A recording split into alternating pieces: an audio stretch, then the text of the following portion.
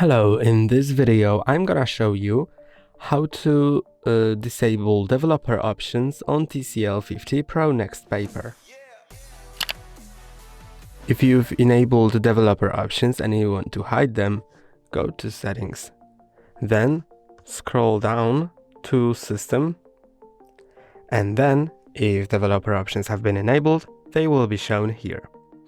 To hide them, just click on them, then disable this switch, and then you may need to restart your device. Click on Restart and wait a moment.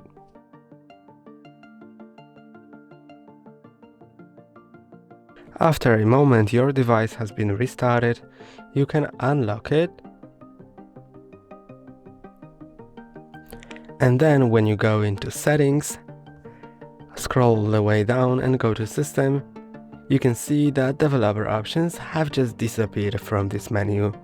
To turn them on back again, go to About Phone in the System tab in Settings, then click on build number 7 times, then click on OK, then you may need to enter your screen log, and now your developer options have been enabled back on. That's all for today. Don't forget to like and subscribe. See you next time.